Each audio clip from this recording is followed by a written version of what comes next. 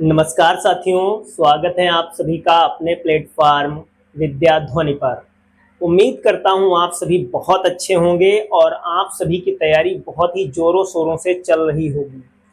आपकी तैयारी को और बेहतर बनाने के लिए हमने स्टार्ट किया है एक नया प्लेटफॉर्म जिसका नाम है विद्या ध्वनि।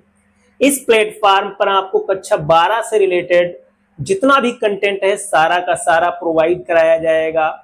जैसा कि आज हमारी फिजिक्स की पहली क्लास है और हम स्टार्ट करने वाले हैं फिजिक्स। फिजिक्स में सबसे चैलेंजिंग बात क्या होती है, जो हर किसी को सबसे ज्यादा प्रॉब्लम देती है, वो होते हैं आपके क्या, न्यूमेरिकल्स। आप सभी को पता होगा कि फिजिक्स में अच्छे नंबर लाने के लिए बहुत जरूरी होता है आपको क्या आने चाहिए, न्यूमेरिकल्स आने चाहिए। और न्यूमेरिकल्स आपको तभी अच्छे आ सकते हैं जब आपकी थ्योरी बहुत ही अच्छी तरीके से क्या हो, मेंटेन हो। कॉन्सेप्ट आपको बहुत ही अच्छी तरीके से जब आता होगा तभी आपके न्यूमेरिकल्स बहुत ही क्लियरली हो पाएंगे। तो हम इस प्लेटफॉर्म पर थ्योरी को बहुत जबरदस्त तरीके से कंप्लीट करेंगे, अच्छी तरीके से सारी कॉन्सेप्ट क्लियर करेंगे, जिससे हमारे न्यूमेरिकल्स बहुत ही आसान तरीके से हो जाएं। तो आज का हमारा जो पहला टॉपिक है वो हमने पहले लेसन से लिया है और पहले लेसन का आपका नाम है electric charge and electric field. तो कोई भी टॉपिक पढ़ने से पहले जैसा कि हमको सबसे पहले पता होना चाहिए कि आखिर में वो पूरा का पूरा चैप्टर किस टॉपिक पर है और उसमें क्या क्या चीजें दी हैं। तो जैसा कि आपका जो पहला चैप्टर है उसका नाम क्या है, electric charge and electric field. क्या नाम है, electric charge and electric field. Electric field ये आपका पहला चैप्टर है, electric charge and electric field, यानी वैद्युत आवेश और वैद्युत क्षेत्र। वैद्युत क्षेत्र। तो हम सबसे पहले ये जानेंगे कि इस चैप्टर की स्टार्टिंग कहां से हुई, इलेक्ट्रिसिटी की स्टार्टिंग कहां से हुई। सबसे पहले हमें यह समझना होगा कि आखिर में चार्ज क्या होता है, आवेश क्या होता है। आप कह सकते हैं यही कारण की गठरी है जहां से टॉपिकों की स्टार्टिंग हुई। अगर बात करें इलेक्ट्रिसिटी की तो पूरी इलेक्ट्रिसिटी की जो स्टार्टिंग है वो मेनली कहां से, आवेश से ही है। इसलिए हमको बहुत अच्छे तरीके से पहले समझना होगा कि आवेश है क्या, इसकी स्टार्टिंग कहां से हुई, कौन कौन से वैज्ञानिकों ने आवेश को डिफाइन करने में काम किया, आइडेंटिफाई करने में काम किया। तो सबसे पहले हम लोग चार्ज यानी आवेश की जानेंगे, हिस्ट्री क्या थी, इसके इतिहास के बारे में जानेंगे कि आखिर में चार्ज की स्टार्टिंग हुई तो हुई कहां से, कौन से वैज्ञानिक ने सबसे पहले इसको आइडेंटिफाई किया, सबसे पहले ऑब्जर्व इसको किसने किया। तो आइए देखते हैं कहां से इसकी स्टार्टिंग हुई। हाँ, तो सबसे पहले अगर हम बात करते हैं, देखिएगा जरा, ये बात है आपकी किसकी, 600 ईसा पूर्व की। कब की, 600 ईसा पूर्व की। जिस तरीके से हम लोगों ने कक्षा 11 में पढ़ा न्यूटन के बारे में कि किस तरीके से उन्होंने ग्रेविटी पर काम किया और ग्रेविटी को उन्होंने सबसे पहले कब ऑब्जर्व किया, सभी को वो कहानी पता होगी। एक सेब नीचे गिरा और न्यूटन ने उसको ऑब्जर्व किया और उनके दिमाग में ये बात आई कि आखिर में सेब नीचे क्यों गिरा, मतलब ऑब्जर्व किया। इसका मतलब अर्थ में पृथ्वी में हमारी कुछ ऐसा जरूर है जो सेब को अपनी तरफ खींच रहा है, जिससे उनके दिमाग में ग्रेविटी का कुछ आइडिया आया कि पृथ्वी में कोई ग्रेविटी है, गुरुत्वाकर्षण है जिसकी वजह से उसको खींच रहा है, गुरुत्वाकर्षण है जो खींच रहा है। सेम प्रोसेस यहां पर भी है। ये बात 600 ईसा पूर्व की है और कहां की बात है, तो ध्यान रखेंगे यूनान की बात है। कहां की, यूनान की। तो यूनान का एक बहुत ही फेमस वैज्ञानिक है जिसका नाम है थेल्स। क्या नाम है, थेल्स। कक्षा 10 में आपने थेल्स थ्योरम वगैरह मैथ में पढ़ा होगा, बहुत ही फेमस नाम है। इन्होंने मैथमेटिक्स में भी तमाम काम किए और फिजिक्स में भी काम किए हैं। तो फिजिक्स में यहां पर इन्होंने क्या किया 600 ईसा पूर्व में इन्होंने क्या ऑब्जर्व किया? इन्होंने ऑब्जर्व किया कि जो अंबर होता है, अब अंबर क्या होता है ये भी जानेंगे। जो अंबर होता है इसको जब बिल्ली की खाल से रगड़ा जाता है, किससे? बिल्ली की खाल से जब इसको क्या किया जाता है? रब किया जाता है, यानी रगड़ा जाता है। तो 600 ईसा पूर्व की बात है, यूनान की बात है। थेल्स वहां पर एक वैज्ञानिक है और जिसने ये ऑब्जर्व किया कि जब अंबर को बिल्ली की खाल के साथ में रगड़ा जाता है तो इस अंबर में आकर्षण के कुछ गुण आ जाते हैं और ये छोटी छोटी चीजों को अपनी तरफ आकर्षित करने लगता है। छोटी छोटी चीजों का मतलब क्या? कि जैसे घास फूस के छोटे तिनके हुए, कागज के बहुत छोटे से टुकड़े हुए। तो जब ऐसा किया गया तो ये देखा गया कि जो अंबर था, है ना, इस अंबर में कैसे गुण आ गए? आकर्षण के कुछ गुण आ गए। और ये आकर्षण के गुण कुछ ऐसे नहीं थे कि ये 10 किलो को, 5 किलो को, बहुत ज्यादा वेट वाली ऑब्जेक्ट को अपने पास नहीं खींच रहे थे। बहुत ही छोटी छोटी वस्तुओं को, जैसे घास फूस के तिनके बताए, इनको अपनी तरफ क्या कर रहा था? खींचने लगा था, है ना। किसको? छोटे तिनकों के लिए, छोटे छोटे तिनकों के लिए इसमें क्या आ गए थे? आकर्षण के गुण आ गए थे। बिल्कुल वैसे ही जैसे कंघा आप ऐसे रगड़ते, उसके बाद में छोटे छोटे उसमें कण चिपकने लगते हैं। तो ये सबसे पहले किसने ऑब्जर्व किया? यूनान के वैज्ञानिक है थेल्स। उन्होंने अंबर को बिल्ली की खाल से जब रगड़ा, बाई चांस कहीं रगड़ गया होगा गलती से, तो उन्होंने ऑब्जर्व किया होगा अरे इसमें तो ये चिपकने लगे हैं। जो भी फिनोमिनन यानी घटनाएं होती हैं वो तुक्के में होती हैं, ये कोई जानबूझ करके इन्होंने नहीं किया होगा। बस इन्होंने ऑब्जर्व किया कि जब अंबर को क्या किया जाता है? बिल्ली की खाल से रगड़ा जाता है तो उसमें कुछ आकर्षण के गुण आ जाते हैं। ठीक है, तो अब बात करते हैं। देखिए यूनान में असल में अंबर को क्या कहते हैं? तो यूनान में अंबर को कहा जाता है क्या? इलेक्ट्रॉन। क्या कहा जाता है? अंबर को इलेक्ट्रॉन कहा जाता है। किसको? अंबर को। और बाद में आगे फ्यूचर में जाकर के इलेक्ट्रॉन शब्द से ही किसकी उत्पत्ति हुई? इलेक्ट्रिसिटी की उत्पत्ति हुई। तो ये कहानी है 600 ईसा पूर्व की। फिर इसके बाद में बात थोड़ा आगे बढ़ी और आगे बढ़ने के बाद में बात करेंगे। अब बात आई 1600 ईस्वी की बात आई, है ना। 1600 ईस्वी में कौन? ध्यान रखेंगे, इंग्लैंड की, कहां की? जो इंग्लैंड की महारानी है, कहां की? इंग्लैंड की महारानी एलिजाबेथ। कौन? एलिजाबेथ। कहां की महारानी है ये? इंग्लैंड की महारानी। कौन? महारानी एलिजाबेथ। इनका एक चिकित्सक है। क्या है? चिकित्सक। इनका एक चिकित्सक है और इस चिकित्सक का नाम क्या है? डॉक्टर, ध्यान रखेंगे, डॉक्टर विलियम गिलबर्ट। क्या नाम है? William Gilbert. कहां का है ये? इंग्लैंड की महारानी जो एलिजाबेथ है उनका चिकित्सक है। कौन? Doctor William Gilbert. इसने क्या किया? इसने पता लगा लिया कि केवल जो आपका अंबर है उसी में आकर्षण के गुण नहीं आते हैं। इसने और भी चीजें क्या कर ली? खोज ली। क्या खोज ली इसने? और इसने ऑब्जर्वेशन किए तो इसने देखा अंबर तो था ही, है ना, अंबर तो था ही, अंबर के साथ साथ कौन? आबनूस। एक एक चीज बताएंगे अभी कि अंबर क्या होता है, आबनूस क्या होता है, इस सब पर चर्चा करेंगे। फिर इसके बाद था आपका गंधक, है ना। फिर इसके बाद आपका क्या था? लाख, है ना। उसने ये ऑब्जर्व किया कि इन चीजों को भी जब हम किससे? बिल्ली की खाल से रगड़ते हैं। किससे? बिल्ली की खाल से रगड़ते हैं, या फिर आप कह सकते हो किससे? ऊन से। किससे? ऊन से रगड़ते हैं।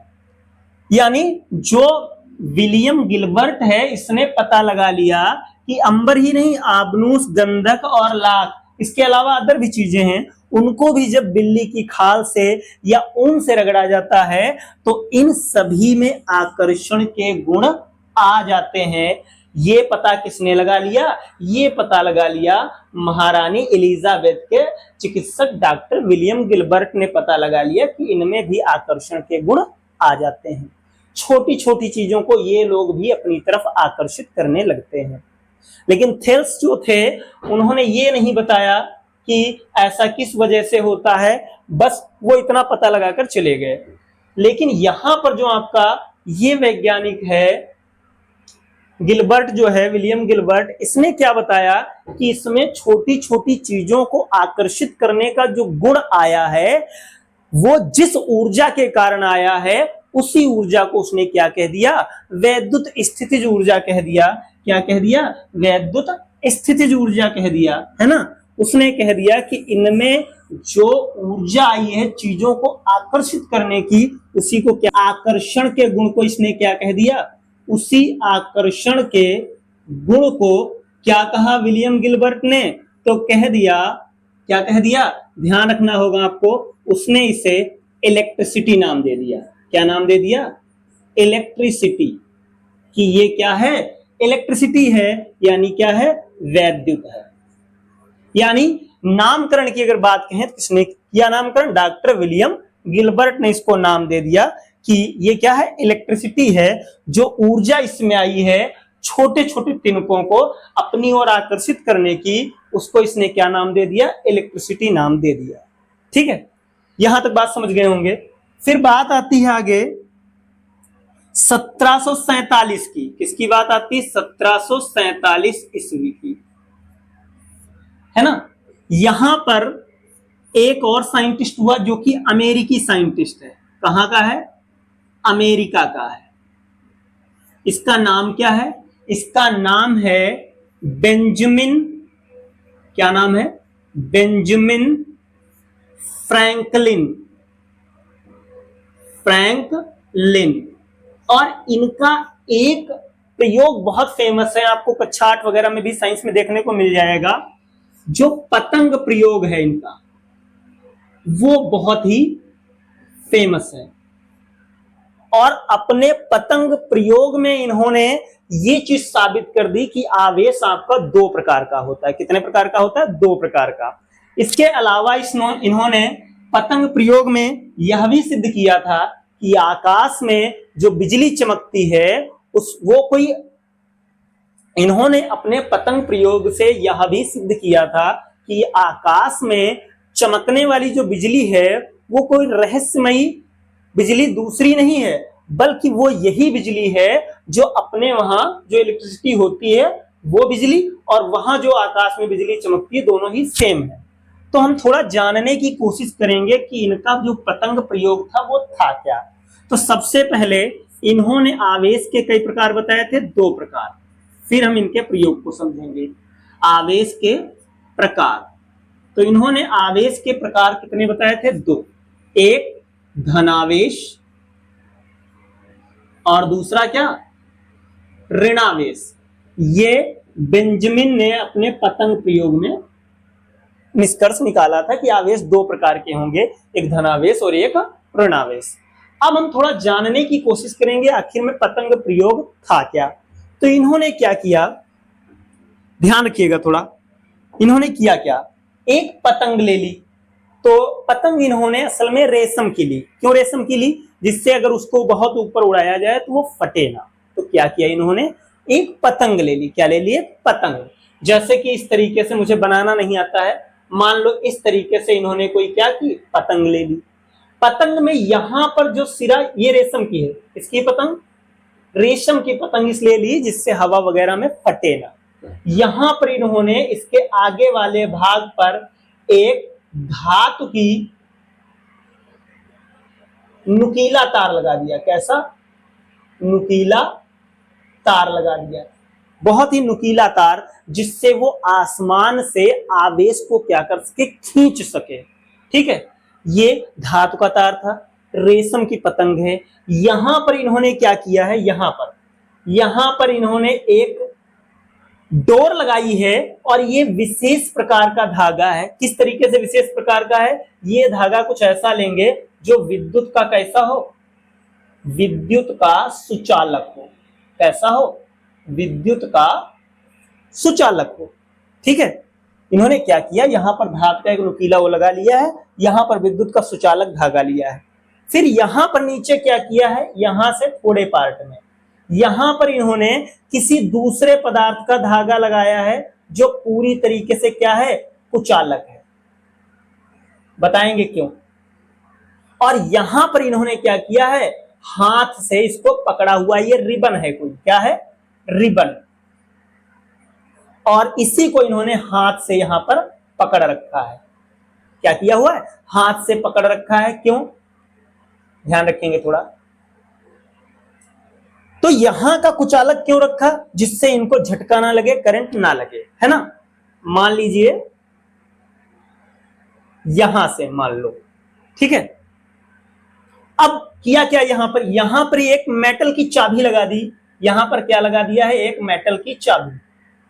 अब कहेंगे मेटल की चाबी क्या है, तो यहां पर कुछ ऐसा लगाया है जो ये परिभाषित कर सके, प्रमाणित कर सके कि ये आवेशित हुआ है या नहीं, या ऐसा कह लीजिए यहां पर एक ऐसी व्यवस्था लगाई है, एक ऐसी युक्ति लगाई है जो आवेश को संचित कर सके।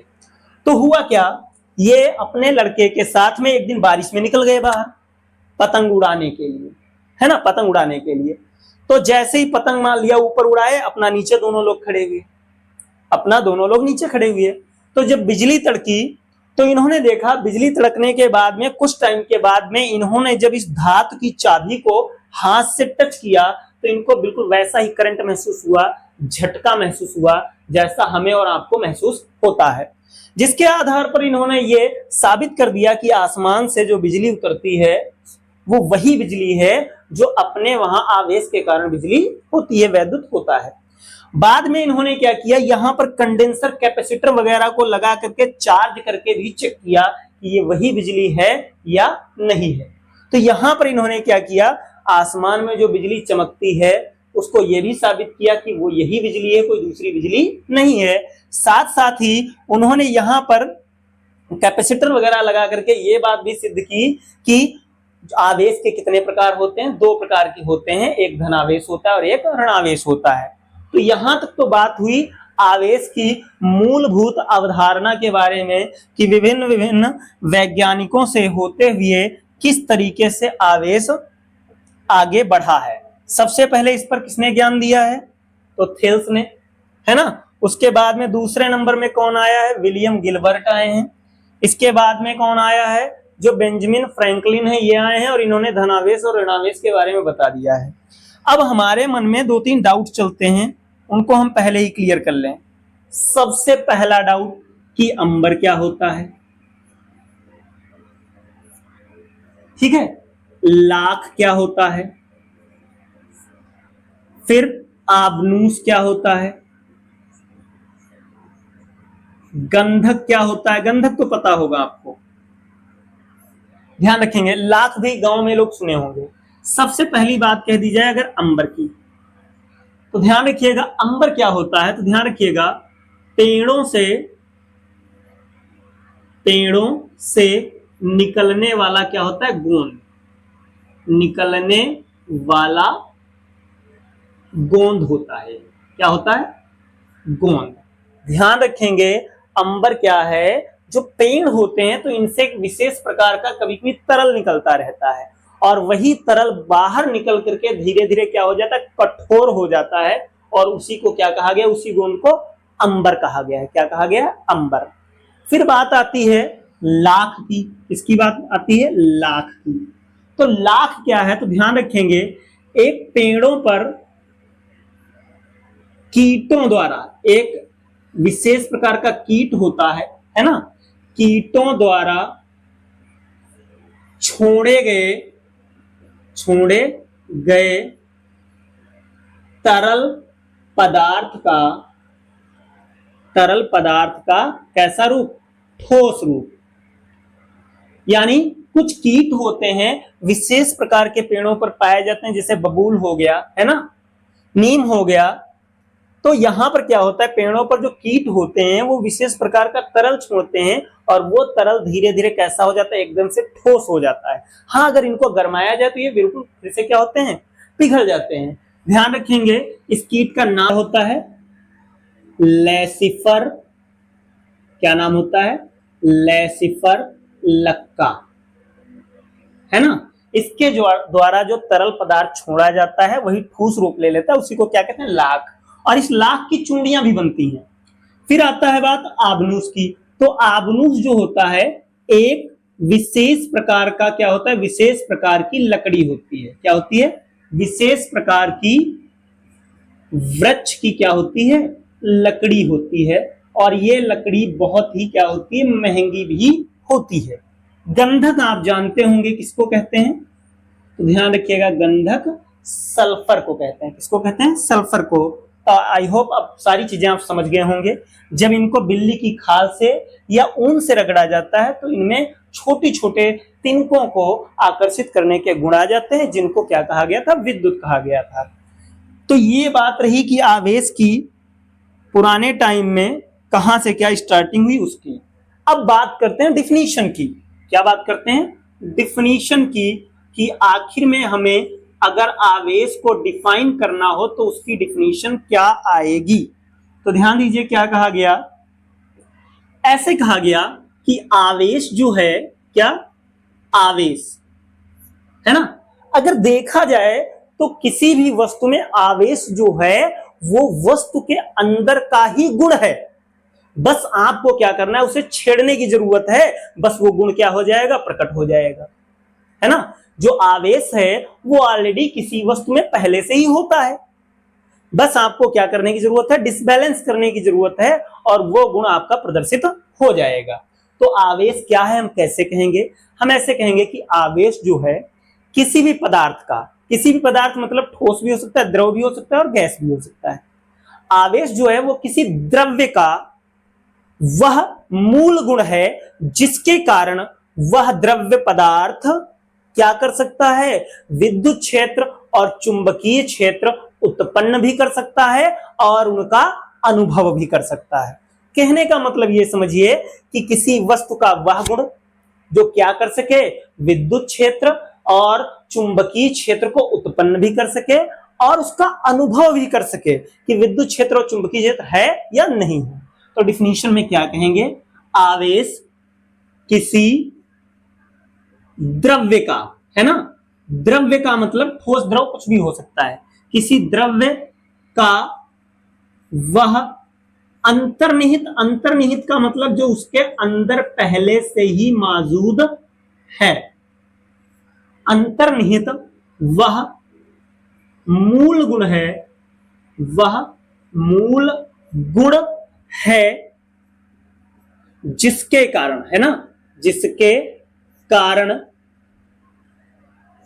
है ना, वह अंतर्निहित वह मूल गुण है जिसके कारण, अच्छा वह दो बार हो गया है, आवेश किसी द्रव्य का अंतर्निहित वह, द्रव्य में लिख लेंगे, है ना, द्रव्य में अंतर्निहित वह मूल गुण है जिसके कारण वह विद्युत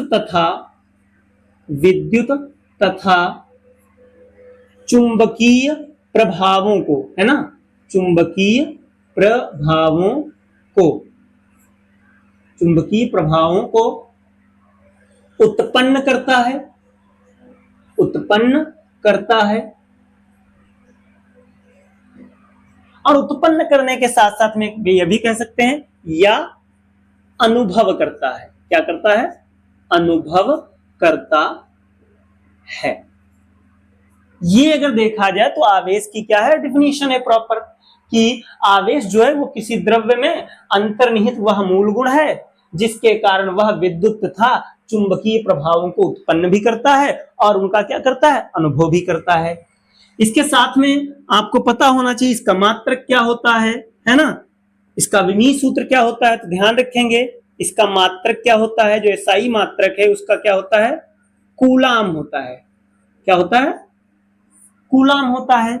इसका विमीय सूत्र क्या होता है, विमीय सूत्र, आपने कक्षा 11 में विमीय सूत्र का पूरा एक चैप्टर ही पढ़ा था। तो अगर बात करें द्रव्यमान की तो वो तो इसमें 0 होता है ना, क्या होता है, 0 होता है। लेंथ की बात करें वो भी इसमें 0 होती है। अगर हम बात करें करंट की तो पावर उसकी 1 होती है और टाइम की पावर 1 होती है ना। कक्षा 10 में आपने पढ़ा होगा Q इक्वल टू क्या, IT। I का मतलब एम्पियर और T यानी टाइम है तो T से रिप्रेजेंट कर दिया गया। अगली बात, ये कैसी राशि है तो ध्यान रखेंगे, जो आवेश है वो कैसी राशि है तो ध्यान रखेंगे ये एक अदिश राशि है। कैसी राशि है, अदिश राशि है। कौन अदिश राशि है, आवेश जो है वो अदिश राशि है। तो यहां पर हमने आवेश की डिफिनीशन भी पढ़ी, मात्रक भी पढ़ा, विमेय सूत्र भी पढ़ा और क्या पढ़ा हमने कि आवेश जो है वो एक तरीके से क्या है, अदिश राशि है। अब बात करते हैं आवेश की इलेक्ट्रॉनिक अवधारणा के बारे में, है ना। आवेश की इलेक्ट्रॉनिक अवधारणा के आधार पर आवेश को किस तरीके से डिफाइन किया जाएगा, है ना, कि आवेश की अधिकता या कमी के कारण आवेश कब धनात्मक होगा, कब ऋणात्मक होगा, इस पर चर्चा हम लोग करेंगे। तो आइए देखते हैं क्या, तो आवेश की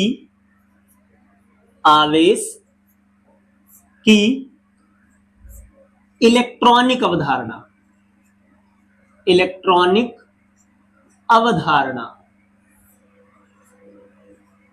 ध्यान रखेंगे इसकी, आवेश की इलेक्ट्रॉनिक अवधारणा कि इलेक्ट्रॉनों के आधार पर आखिर में आवेश को किस तरीके से डिफाइन किया जाएगा, है ना। तो आइए सबसे पहले हम समझते हैं, ध्यान रखिएगा, कोई भी परमाणु A to Z जितने भी आवर्त सारणी में आप किसी को भी ले लीजिए, ये कहा गया कि कोई भी परमाणु, जितने भी परमाणु हैं उसमें में से कोई भी ले लीजिए, कोई भी परमाणु सामान्य अवस्था में क्या होता है, सामान्य अवस्था में उदासीन होता है। क्या होता है, उदासीन होता है। इलेक्ट्रॉनिक अवधारणा में यह कह दिया गया कि कोई भी परमाणु जो होता है सामान्य अवस्था में उदासीन होता है। उदासीन का मतलब उस पर कोई आवेश नहीं है। क्यों उदासीन होता है, क्योंकि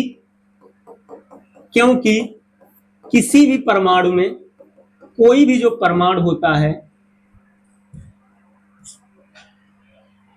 किसी भी परमाणु में, ध्यान दीजिए क्या कहा गया कि किसी भी परमाणु में जो प्रोटॉन होते हैं, क्या होते हैं, प्रोटॉन, प्रोटॉनों की संख्या, ध्यान रखेंगे प्रोटॉनों की संख्या, प्रोटॉनों की संख्या का मतलब क्या, धनावेश, क्या, धनावेश, तथा इलेक्ट्रॉनों की संख्या, इसकी संख्या, इलेक्ट्रॉनों की संख्या, ये आपस में क्या होती है, समान होती है। और इलेक्ट्रॉनों की संख्या का मतलब क्या है, ऋणावेश।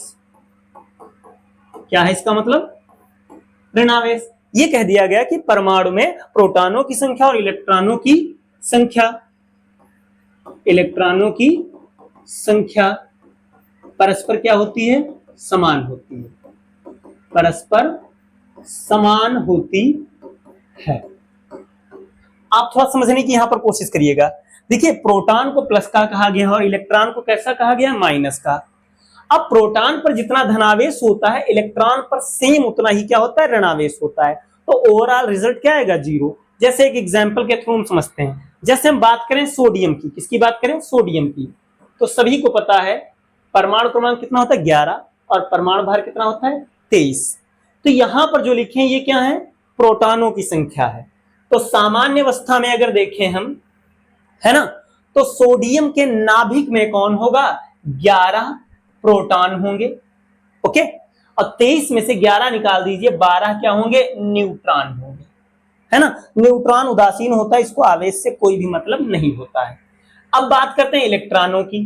तो इलेक्ट्रॉनों के बारे में भी आपको पता होगा कि पहली कक्षा में कितने रहते हैं, 2 रहते हैं। कितने इलेक्ट्रॉन रहते हैं पहली कक्षा में, 2 रहते हैं, है ना। पहली कक्षा में 2 इलेक्ट्रॉन रहते हैं। हाँ देखिएगा जरा, पहली कक्षा में कई इलेक्ट्रॉन रहेंगे, 2, ठीक है। फिर दूसरी कक्षा में कितने रहेंगे? तो 8 रहेंगे। कितने रहेंगे? 8 थे तो 11, तो एक और कक्षा बनेगी। तो कितने हो गए अब यहां इसमें? 1 इलेक्ट्रॉन। तो आप देखिए जरा, 11 प्रोटॉन है और 11 इलेक्ट्रॉन है ना। 100 की सीधी बात आप ऐसे समझिए, प्लस के 11 प्रोटॉन है और इलेक्ट्रॉन कैसे होते हैं? माइनस के, है ना। ओवरऑल जो रिजल्ट जाएगा वो क्या जाएगा? 0। तो यही बात कही गई है कि कोई भी परमाणु सामान्य अवस्था में क्या होता है? उदासीन होता है। क्यों उदासीन होता है? क्योंकि किसी भी परमाणु में प्रोटॉनों की संख्या यानी धनावेश और इलेक्ट्रॉनों की संख्या यानी ऋणावेश परस्पर क्या होते हैं? समान होते हैं। इसलिए इस पर सामान्य अवस्था में कोई भी आवेश नहीं होगा। कह सकते हैं कि ये क्या रहेंगे? न्यूट्रल रहेंगे, उदासीन रहेंगे। इसमें यहां पर आवेश क्या है? 0 है इस टाइम। ओके, अब बात करते हैं आगे की। फिर बात क्या हुई देखिए जरा, परंतु कहानी क्या है देखिए, अगर मान लीजिए इलेक्ट्रॉनों की कमी हो जाए या फिर अधिकता हो जाए, ध्यान रखिएगा, परंतु परंतु किसी कारणवश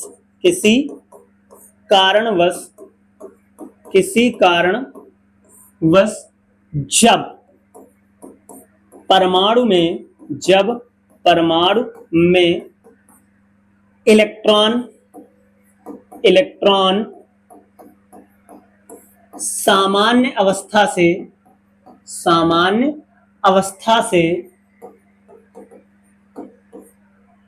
है ना, किसी कारणवश जब परमाणु में इलेक्ट्रॉन सामान्य अवस्था से कम अथवा अधिक हो जाते हैं, कम अथवा अधिक हो जाते हैं। अब कम और अधिक कहां से हो जाएंगे? ध्यान रखेंगे कैसे। अर्थात क्या? अर्थात देखिए, कम कब होंगे? जब इलेक्ट्रॉन चले जाएं, और अधिक कब होंगे? जब इलेक्ट्रॉन आ जाएं। अर्थात कुछ इलेक्ट्रॉन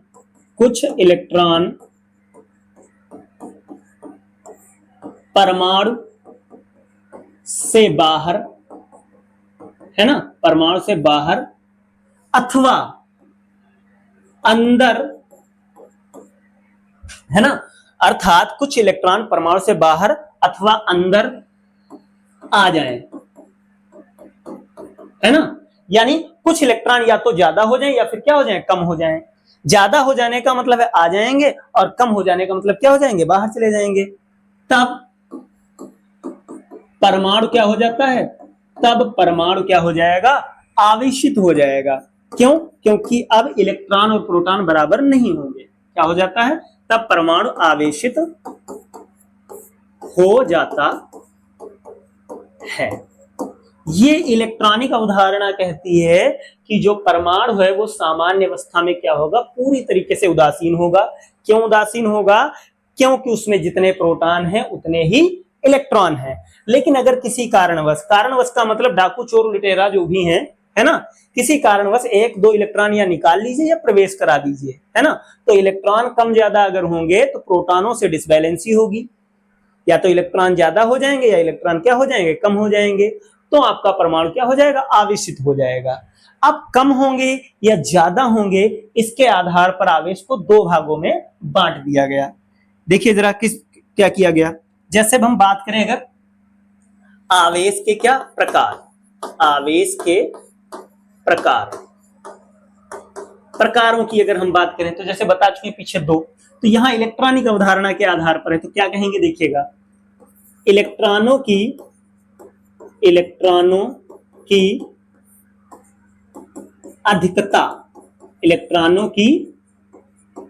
अधिकता अथवा कमी के आधार पर, किसके आधार पर? कमी के आधार पर, इलेक्ट्रॉनों की अधिकता अथवा कमी के आधार पर आवेश कई प्रकार के होते हैं। तो आवेश 2 प्रकार के होते हैं। कितने प्रकार के? 2 प्रकार के होते हैं। आवेश 2 प्रकार के होते हैं। पहला कौन? तो आपको पता होगा, पहला आपका क्या? धनावेश। क्या? धनावेश। और दूसरा आपका क्या? ऋणावेश, है ना। पहला क्या, धनावेश, और दूसरा क्या, ऋणावेश।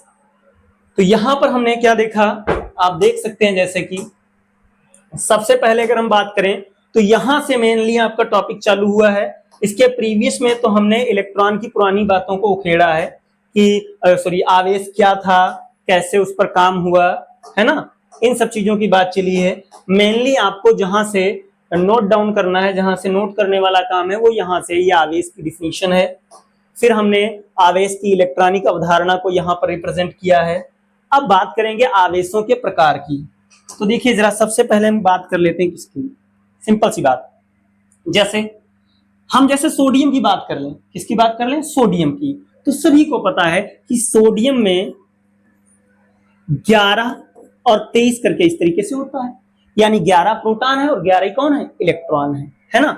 आप देखिए जैसे मैं इसका अगर बनाऊं तो कैसे बनेगा, तो देखिएगा जरा, जैसे इसके अंदर क्या है, 11 प्रोटॉन थे और 12 क्या थे, न्यूट्रॉन थे। कहां, नाभिक में।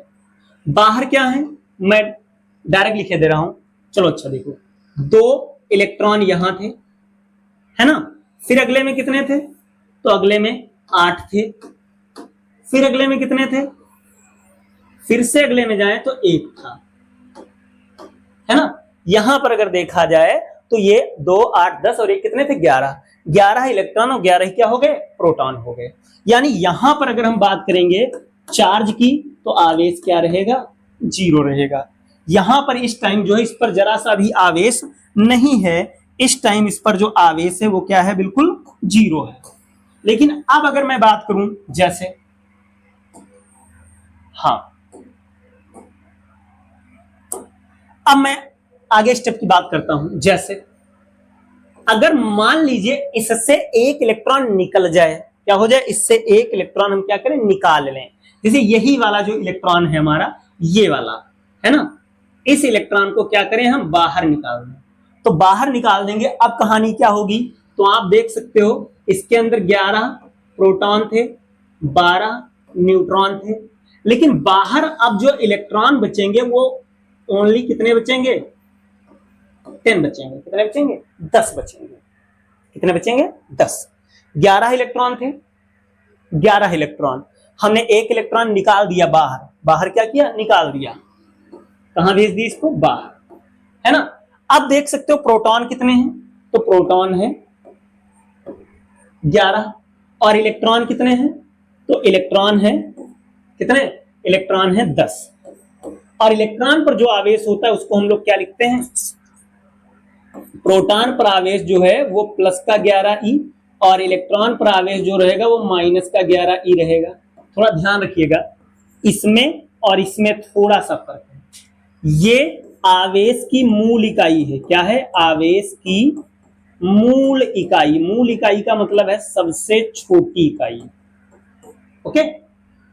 प्रोटॉन पर भी इतना आवेश होता है, इलेक्ट्रॉन पर भी इतना आवेश होता है, प्रकृति चेंज होती है। और ये किसको डिनोट करेगा, तो ये डिनोट करता है इलेक्ट्रॉन। फर्क क्या है, यहां ऊपर माइनस लगा है जबकि इसमें माइनस नहीं लगा है। माइनस लगा है, इलेक्ट्रॉन को रिप्रेजेंट करेगा, सिंपल लिखा है, इसका मतलब आवेश की क्या है, मूल इकाई है, ठीक है।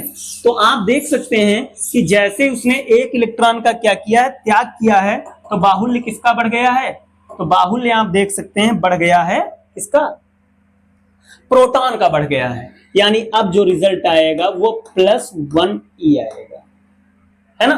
प्रोटॉन ज्यादा हो गए ना, तो आवेश अब कैसा आएगा, धनात्मक आएगा।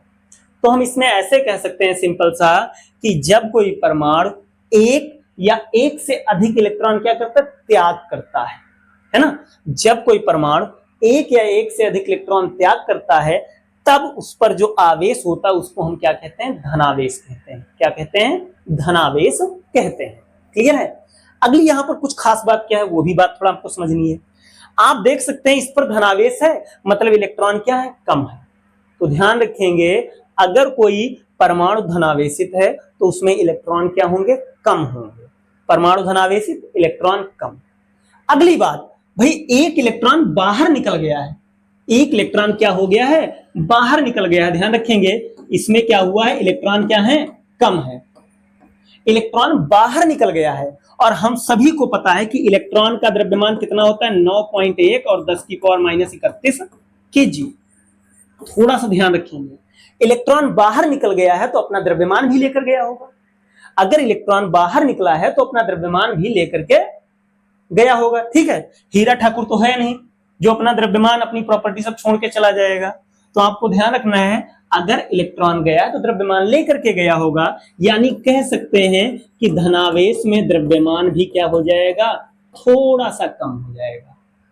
हालांकि बहुत ही कम है, लेकिन ध्यान रखेंगे द्रव्यमान भी इसमें क्या हो जाएगा, हल्का सा कम हो जाएगा। क्यों कम हो जाएगा, क्योंकि इलेक्ट्रॉन बाहर गया है, और जब इलेक्ट्रॉन बाहर जाएगा तो अपना द्रव्यमान लेकर जाएगा। ऐसा थोड़ी ना है कि आत्मा लेकर के उड़ जाएगा। ठीक है, तो ये भी ध्यान रखेंगे। अब अगर हम बात करें इसकी डिफिनीशन की, किसकी बात करें हम, इसकी डिफिनीशन की अगर हम बात करें, किसकी बात, धनावेश की, तो ध्यान रखिएगा धनावेश। तो क्या कहेंगे धनावेश में, धनावेश तो कह देंगे जब कोई परमाणु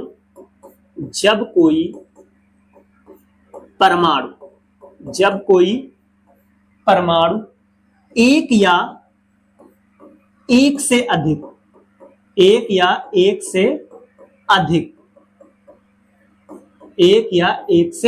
अधिक इलेक्ट्रॉन क्या करता है, त्याग करता है। क्या करता है, त्याग करता है। तब है ना, तब परमाणु पर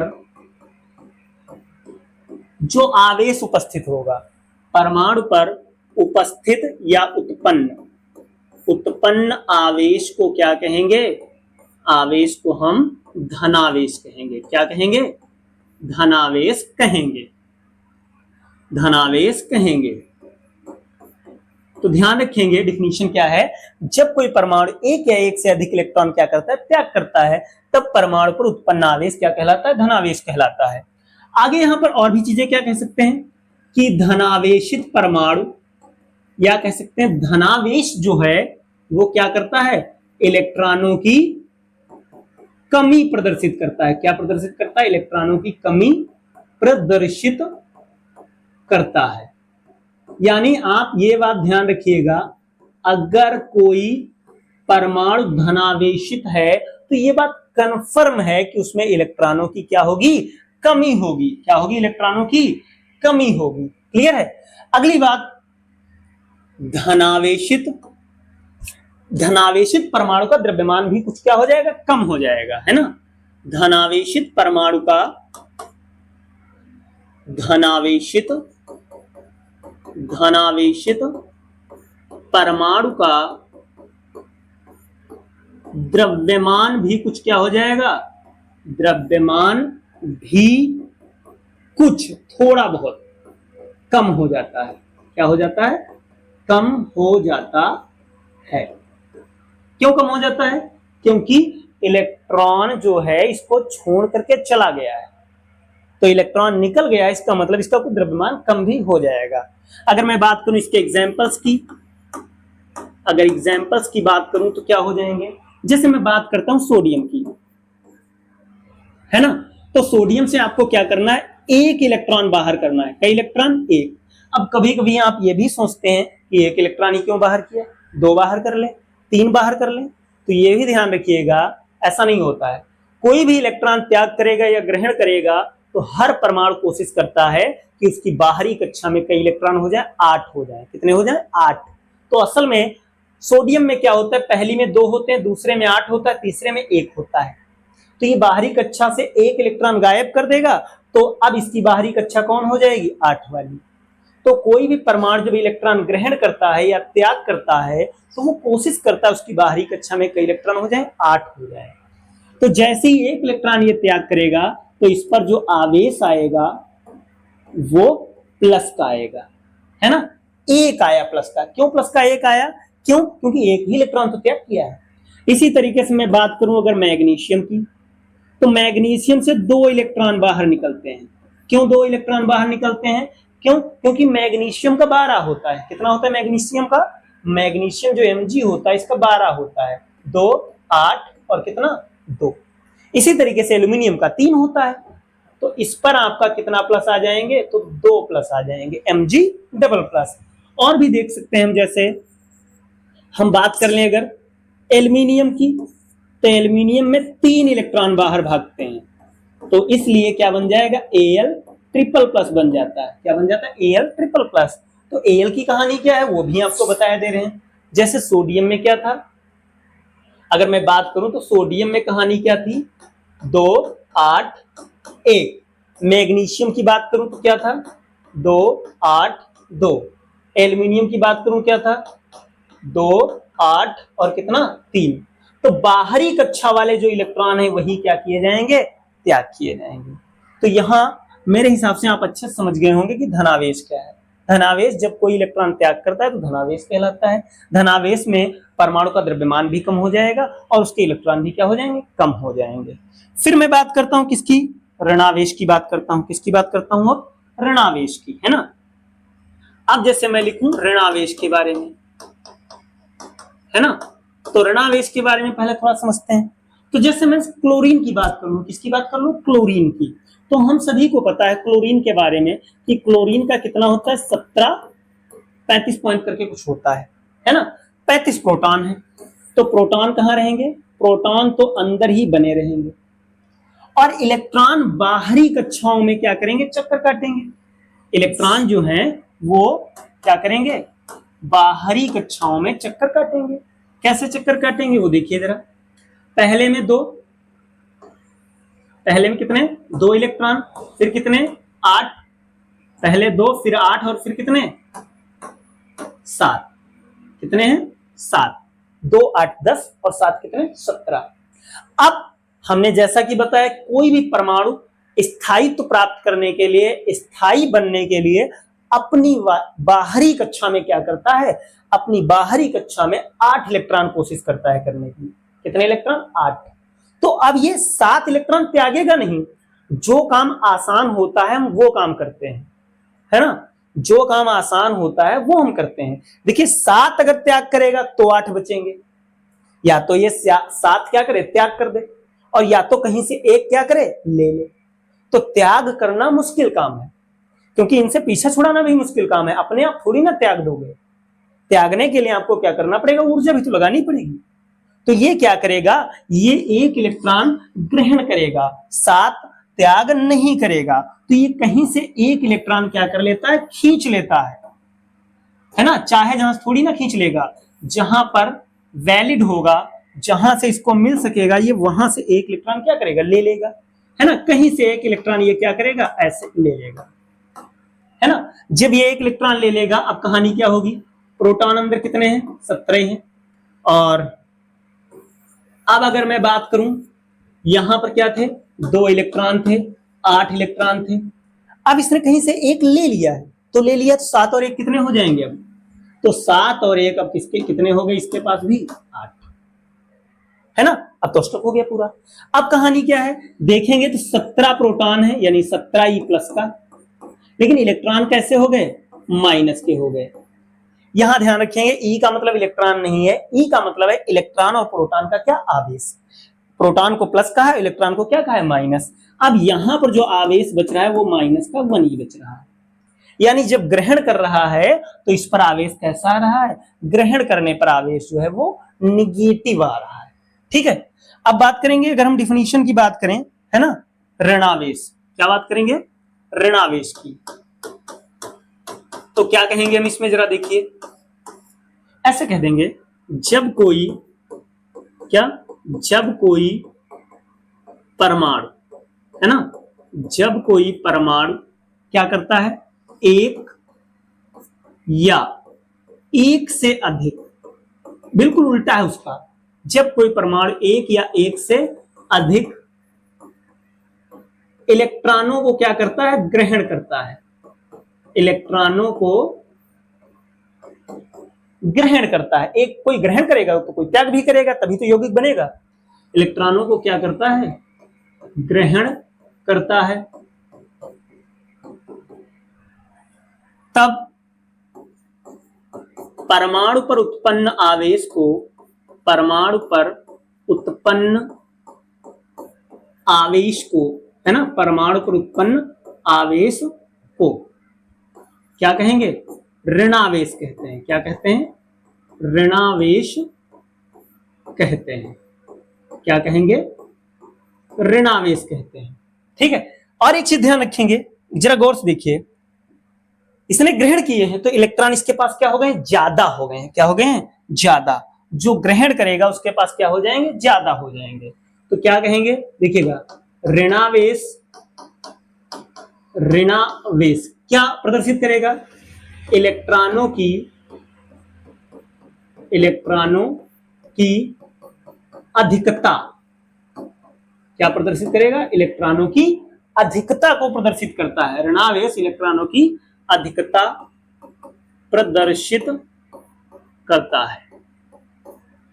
हाँ, एक चीज और, इसमें इलेक्ट्रॉन अधिक हो गए। इलेक्ट्रॉन कहीं से आया है, तो आया है तो अपनी प्रॉपर्टी लेकर आया है, यानी अपना द्रव्यमान लेकर के आया है। यानी इसमें आप ये भी कह सकते हो कि इसमें द्रव्यमान क्या हो जाएगा? इसमें द्रव्यमान कम नहीं होगा, क्या हो जाएगा? ज्यादा हो जाएगा। इसमें कम हो गया था, लेकिन इस वाले में क्या हो जाएगा? जो द्रव्यमान है वो बढ़ जाएगा। द्रव्यमान क्या हो जाता है? कुछ बढ़ जाता है। क्या हो जाता है? बढ़ जाता है। इस कंडीशन में जो द्रव्यमान है वो थोड़ा बढ़ जाएगा। ठीक है। यहां पर मैं बात करूं अगर इसके एग्जाम्पल्स की, है ना, अगर एग्जाम्पल्स की बात करूं तो जैसे आपने क्लोरीन की बात कही थी, तो इसने एक इलेक्ट्रॉन क्या किया? ग्रहण किया था। तो जैसे ही ग्रहण करेगा तो Cl पर कई माइनस लगेंगे? एक। ऑक्सीजन की मैं बात करूं, ये 2 इलेक्ट्रॉन ग्रहण कर लेता है, तो इस पर कितने माइनस लग जाएंगे? 2 माइनस लग जाएंगे। इसी तरीके से नाइट्रोजन 3 कर सकता है ना, तो इस पर कितने माइनस लग जाएंगे? 3 लग जाएंगे। ये आपके एग्जाम्पल हो गए किसके? ऋणावेश के। तो अब हम लोग पढ़ेंगे क्या? आवेशों के गुणधर्म, किसके गुण क्या क्या होते हैं, है ना। तो क्या पढ़ना है अब आपको? अब आपको पढ़ना है आवेशों के गुणधर्म, आपको पढ़ने हैं। ठीक है। आवेशों के गुणधर्म यानी प्रॉपर्टी, आवेशों के गुण धर्म, है ना। तो देखिए आपको किस तरीके से, सबसे पहला इसका जो गुण है वो है आवेशों की योज्यता। आवेशों की योज्यता यानी 2 या 2 से ज्यादा आवेशों को आप किस तरीके से जोड़ेंगे, केवल उनका परिमाण लेंगे या केवल उनके चिन्ह लेंगे, यही आपको इसमें क्या करना है? बताना है। तो देखिए हम किस तरीके से करेंगे। सबसे पहले थोड़ा समझ लेते हैं। जैसे ये एक आपका मान लीजिए निकाय दे रखा है। निकाय का मतलब एक समूह है। ठीक है। निकाय का मतलब एक क्या है? समूह है। और इस समूह में तमाम आवेश हैं। जैसे ये पहला है, ये दूसरा है, ऐसे ही तीसरा है, और ये क्या है? चौथा। मान लीजिए ये प्लस का 5 है, ये माइनस का 3 है, ये माइनस का 2 है, और ये प्लस का क्या है? 8 है। तो आवेशों की योज्यता का नियम कहता है कि अगर आपको निकाय का कुल आवेश चाहिए तो आपको इनका बीजगणितीय योग करना पड़ेगा। कैसा योग? बीजगणितीय योग। कैसे? +5 प्लस -3 प्लस -2 प्लस 8, बीजगणितीय योग आप कर देंगे। ठीक है। यही हमारा आवेशों की योज्यता का नियम कहता है। तो क्या कहेंगे इसमें? देखिए क्या कहेंगे? किसी निकाय, निकाय का मतलब है कुछ आवेशों का समूह। किसी निकाय का कुल आवेश, कुल आवेश किसके बराबर होगा? निकाय के विभिन्न भागों पर, जो इसके अंदर तमाम भाग होंगे, निकाय के विभिन्न भागों पर, है ना, निकाय के विभिन्न भागों पर उपस्थित आवेश की, है ना, आवेशों के बीजगणितीय योग यानी चिन्ह सहित बीजगणितीय योग, जो कुल आवेश जो होगा वो निकाय के विभिन्न भागों पर उपस्थित आवेशों के बीजगणितीय योग के बराबर होगा, है ना, बराबर होता है। यानी अगर आपको कुल आवेश चाहिए तो जितने भाग हैं उन सभी को क्या कर दीजिए? जोड़ दीजिए। जैसे यहां पर हमने बताया, ये हमने एक ले लिया इस तरीके से। ठीक है। जैसे मैं बता रहा हूं ये इस एग्जाम्पल के थ्रू कि यहां पर अगर मैं कुल आवेश निकालता है ना, तो ये हमारा कुल आवेश इतना आ जाता। कितना आ जाता कैलकुलेट होकर के देखिएगा, 5 और 8 कितना हो जाता 13, और इधर -5 ये हो जाता, यानी रिजल्ट आपका कितना आ जाता 8 आ जाता, 8 कूलाम। तो ध्यान रखेंगे ये पहला गुणधर्म है जो ये कहता है कि अगर आपको कुल निकाय चाहिए तो विभिन्न भागों पर जो भी उपस्थित आवेश है उन सबका बीजगणितीय योग कह दीजिए। एक और इसका गुणधर्म है जो हम फर्स्ट ईयर से पढ़ते हुए आ रहे हैं। दूसरा गुणधर्म क्या है, आवेश का संरक्षण, है ना, आवेश का संरक्षण, कंजर्वेशन ऑफ चार्ज। और ये लगभग सभी में हमने पढ़ा है। ऊर्जा संरक्षण का नियम भी पढ़ा है हमने, संवेग संरक्षण का नियम भी पढ़ा है। सेम उसी तरीके से आवेश का भी संरक्षण है। किस तरीके से, देखिए क्या कहा गया, तो देखिए क्या कहेंगे, किसी निकाय का, किसी निकाय का, किसी निकाय का जो आवेश होता है, किसी निकाय का आवेश वो सदैव क्या रहता है, सदैव नियत रहता है। कैसा रहता है, सदैव नियत रहता है। मतलब आप घटा बढ़ा नहीं सकते हैं, केवल ट्रांसफर कर सकते हैं। सदैव नियत रहता है। आवेश को न तो नष्ट किया जा सकता है, जैसा कि अदर डिफिनीशन में आप पढ़ते थे, नष्ट किया जा सकता है, किया जा सकता है, और न ही उत्पन्न। मतलब आप इसको ना तो बना सकते हो ना मिटा सकते हो। ठीक है, केवल क्या कर सकते हो, केवल आवेश को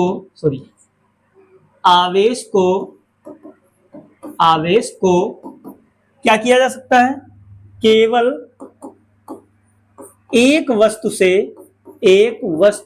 से दूसरी वस्तु में आप क्या कर सकते हैं, दूसरी वस्तु में ट्रांसफर कर सकते हैं, यानी स्थानांतरित किया जा सकता है, स्थानांतरित किया जा सकता है। कैसे किया जा सकता है, बिल्कुल वैसे ही समझ लीजिए जैसे जो पावर बैंक आती है, आपने देखा होगा, है ना, तो पावर बैंक से हम अपने फोन को क्या कर लेते हैं, चार्ज कर लेते हैं, यानी आवेश जो है पावर बैंक से हमारे कहां आ जाता है, फोन में आ जाता है। अगर हम इसको एग्जाम्पल के थ्रू से समझें तो जैसे मैंने यूरेनियम लिया तो आपको पता होगा 92,238 होता है, और ये दो पार्ट में ब्रेक हो जाएगा। एक आपका क्या, थोरियम, और दूसरा आपका क्या, हीलियम। तो हीलियम का 2 और 4 होता है, 2 परमाणु क्रमांक और 4 परमाणु भार। तो इधर कितना, इसका 90, और ये आपका हो जाएगा 234। अब लेफ्ट में अगर देखें तब भी 92 है, और राइट में भी देखें तब भी कितना है, 92 है। यानी यहां पर जो चार्ज है वो दो पार्ट में क्या हुआ, डिस्ट्रीब्यूट हुआ है, स्थानांतरित हुआ है, एक जगह से दूसरी जगह शिफ्ट हो गया है, कम ज्यादा नहीं हुआ है। तो ये क्या है, आवेश संरक्षण का नियम है। आप कुछ भी कर लीजिए, कम ज्यादा नहीं कर, सॉरी, आप खत्म नहीं कर सकते हो, आप बना नहीं सकते हो, केवल एक वस्तु से दूसरी वस्तु में क्या कर सकते हो, कन्वर्ट कर सकते हो। ठीक है, इसके बाद में देखिए हमने गुणधर्म भी पढ़ लिए, हमने आवेश पढ़ा, आवेश के प्रकार पढ़े, उनकी अवधारणाएं पढ़ी, लेकिन अभी तक हमने कोई भी फार्मूला नहीं पढ़ा है जिससे हम आवेश का मान निकाल सकें, यानी आवेश का परिमाण क्या होगा। इन सब बातों के बारे में अभी कोई जानकारी नहीं है। तो अब हम क्या जानेंगे, हम पता करना चाहते हैं कि आखिर में किसी वस्तु पर आवेश होगा तो कितना होगा, उसका फार्मूला क्या होगा, कैसे कैलकुलेट करेंगे, है ना। तो अगली हेडिंग हमारी रहेगी क्या, आवेश का, है ना, आवेश का क्वांटमीकरण। क्या, क्वांटमीकरण। तो पहले हम थोड़ा समझ लेते हैं। पिछले पेजों पर हमने सीखा कि आवेश जो है इलेक्ट्रॉनिक अवधारणा में वो इलेक्ट्रॉनों की अधिकता अथवा इलेक्ट्रॉनों की कमी के कारण होता है। यानी अगर कुछ इलेक्ट्रॉन कम होंगे या कुछ इलेक्ट्रॉन ज्यादा होंगे तो उस वस्तु पर आवेश क्या होगा, आ जाएगा। कम होंगे धनात्मक, और अगर ज्यादा हुए तो क्या, ऋणात्मक आवेश आ जाएगा। ऐसा हमने अभी बैक में देखा। अब बात आती है, अगर आवेश का होना या ना होना किस पर डिपेंड करता है? इलेक्ट्रॉन पर। किस पर डिपेंड करता है? इलेक्ट्रॉन पर। ध्यान रखिए, इलेक्ट्रॉनों का स्थानांतरण हमेशा किस प्रकार होगा? पूर्ण संख्या में होगा। किसमें होगा? पूर्ण संख्या में होगा। यानी या तो एक इलेक्ट्रॉन ट्रांसफर होगा, या दो जाएंगे, या तीन जाएंगे, या चार जाएंगे, या पांच जाएंगे। यानी इलेक्ट्रॉनों का स्थानांतरण हमेशा पूर्ण संख्या में ही होगा। ऐसा नहीं हो सकता है कि 3.5 इलेक्ट्रॉन निकल गए, ये नहीं होगा। ऐसा नहीं होगा 4.5 इलेक्ट्रॉन निकल गए, ऐसा नहीं होगा। यानी इलेक्ट्रॉन जो भी स्थानांतरित होंगे वो पूर्ण संख्या में होंगे। सेम वैसे ही जो हमारा आवेश होगा वो भी आवेश की मूल इकाई E का क्या होगा? पूर्ण गुणज होगा। मतलब E का मतलब है इलेक्ट्रॉन पर उपस्थित आवेश, और N का मतलब है स्थानांतरित इलेक्ट्रॉनों की संख्या। अगर 2 इलेक्ट्रॉन स्थानांतरित हुए हैं तो 2E, 3 इलेक्ट्रॉन स्थानांतरित हुए हैं तो 3E, 4 इलेक्ट्रॉन स्थानांतरित हुए हैं तो कितना? 4E। कभी ऐसा नहीं होगा कि 2.5E आ जाए, ये गलत है, क्योंकि कभी भी 2.5 इलेक्ट्रॉनों का स्थानांतरण नहीं होगा। इलेक्ट्रॉनों का स्थानांतरण हमेशा परफेक्ट नंबर में होगा। तो डिफिनीशन भी हम कुछ इसी तरीके से इसकी कह देंगे, क्वांटमीकरण भी उनका इसी तरीके से कर देंगे। क्वांटमीकरण का मतलब है हम इसमें मान निकालने के लिए एक फार्मूला ले आएंगे। तो देखिए कैसे कहेंगे हम, देखिएगा तो क्या कहेंगे? किसी पदार्थ पर या वस्तु कह लीजिए, जो भी है, किसी पदार्थ पर, है ना, आवेश का मान, आवेश का परिमाण कह लीजिए चाहे, है ना, आवेश का परिमाण किसके बराबर होगा? आवेश की मूल इकाई। मूल इकाई का मतलब सबसे छोटी इकाई आवेश की। आवेश की मूल इकाई E, स्मॉल e का पूर्ण गुणज होता है। क्या होता है? पूर्ण गुणज होता है ना। अर्थात आपकी आवाज नहीं आएगी, ठीक है। अर्थात Q बराबर यहां कितना हो जाएगा? NE हो जाएगा। प्लस माइनस और लगा लीजिए। क्यों लगा लें? देखिए, अगर इलेक्ट्रॉन त्याग किए होंगे तो धनात्मक, और ग्रहण किए होंगे तो ऋणात्मक हो जाएगा, ठीक है। नीचे डिस्क्रिप्शन देना पड़ेगा। N क्या है? जहां N बराबर क्या हो जाएगा? N हो गया स्थानांतरित इलेक्ट्रॉनों की संख्या। स्थानांतरित इलेक्ट्रॉनों की क्या संख्या, यानी कितने इलेक्ट्रॉन स्थानांतरित का मतलब या तो अधिक हुए हैं या फिर क्या हुए, कम हुए हैं। ई क्या है? आवेश की मूल इकाई है। आवेश की मूल इकाई है। ई का मतलब यहां इलेक्ट्रॉन नहीं है। इलेक्ट्रॉन अगर कहेगा तो ऐसे बना होगा। केमिस्ट्री में आपने देखा होगा, ये इलेक्ट्रॉन है, ये इलेक्ट्रॉन की, इलेक्ट्रॉन पर आवेश को डिनोट करता है। ये जो है वैल्यू इसकी कितनी होती है? 1.6 10⁻⁻19 कूलम। ओके।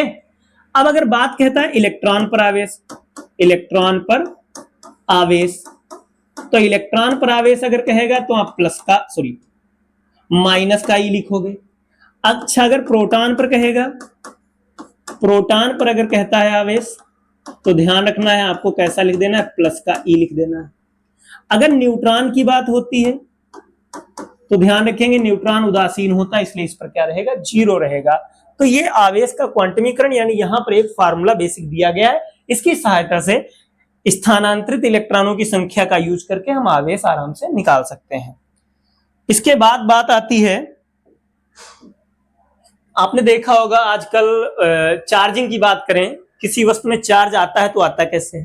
जैसे एक छोटा सा फोन है हमारा, तो फोन को अगर हम चार्ज करते हैं तो आपने देखा होगा डेटा केबल का यूज करते हैं। डेटा केबल का यूज करते हैं तो जो चार्जिंग है हमारी, जो चार्जर है, डेटा केबल के थ्रू मोबाइल की बैटरी में क्या कर देता है, स्टोर कर देता है।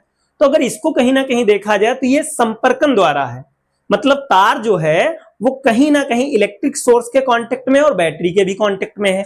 जैसे ये हमारा क्या है, इलेक्ट्रिक सोर्स हो गया, जहां से हमको क्या मिलेगी, एनर्जी मिलेगी, है ना। ये इलेक्ट्रिक क्या हो गया, सोर्स, और ये क्या हो गया, हमारा मोबाइल हो गया मान लो। इसी के अंदर मोबाइल की क्या होगी, बैटरी होगी। डेटा केबल से जब हम कनेक्ट करते हैं तो एनर्जी क्या होती है, यहां से उधर क्या हो जाती है, ट्रांसफर हो जाती है। ये क्या कहा जाएगा, इसमें क्या हुआ है, कांटेक्ट हुआ है, यानी संपर्क हुआ है। ओके, इसमें संपर्क हुआ है। दूसरा तरीका क्या हो सकता है, दूसरा तरीका, ये पहली ऑब्जेक्ट है ना, ये पहली ऑब्जेक्ट है, ये दूसरी ऑब्जेक्ट है, और दोनों को फ्रिक्शन यानी रगड़ा जाए, घर्षण कराया जाए, दोनों को ऐसे से क्या किया जाए, रगड़ा जाए। जैसे कंघी देखी होगी आपने, बालों पर आप कस के रगड़ते हैं और उसके बाद में कागज के छोटे छोटे तिनके उस पर क्या होने लगते हैं, चिपकने लगते हैं। तो ये कंडक्शन बाय कांटेक्ट है, संपर्क द्वारा। ये फ्रिक्शन द्वारा है, इसमें जब रगड़ेंगे हम कस के तो रगड़ने से इन पर चार्ज आएगा, है ना। अगला एक मेथड है, वो सबसे बेहतरीन है और वो बहुत ही कम हम यूज करते हैं, वो है इंडक्शन। इंडक्शन में टच नहीं कराया जाता है, टच भी नहीं कराओगे, दूर से ही, मतलब बिना टच कराए ही इसको चार्ज कर दिया जाएगा। ये मेथड गांव में सबसे फेमस मेथड है। ये बिल्कुल वैसे ही है, लड़ाई लगा करके दूर से मजे लीजिए, मतलब बिना टच किए। कंडक्शन का मतलब हिंदी में होता है प्रेरण, और प्रेरण का मतलब कह सकते हो किसी को प्रेरित करना, उकसाना किसी चीज के लिए, ठीक है। और जब काम हो जाए तो आप दूर हो जाइए, वहां काम होता रहेगा, ठीक है। बिल्कुल वैसे ही कि माचिस तीली आग लगा देती, उसके बाद उसका काम खत्म है, माचिस तीली का कोई जरूरत नहीं, काम होता रहेगा। तो अब हम क्या करेंगे, जो चार्जिंग की विधियां हैं, कंडक्शन के मेथड हैं, वो हम बारी बारी से तीनों मेथड पढ़ेंगे।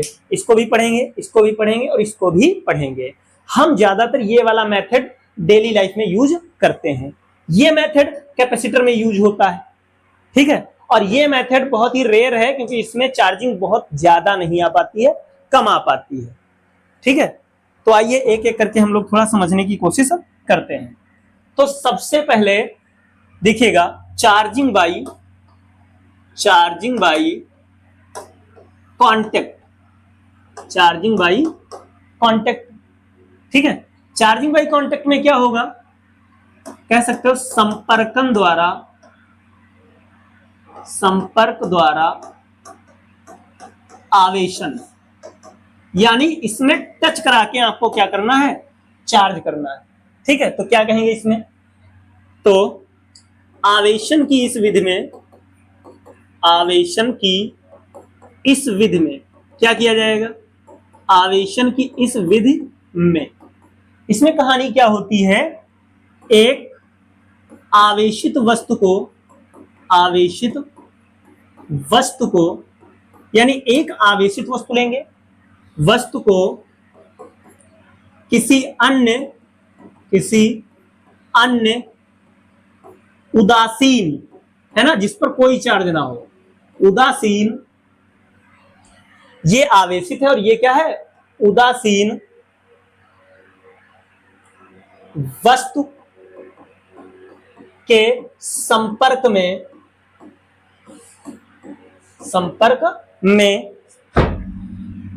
है ना। आवेशन की इस विधि में आवेशित वस्तु को किसी अन्य उदासीन वस्तु के संपर्क में लाया जाता है।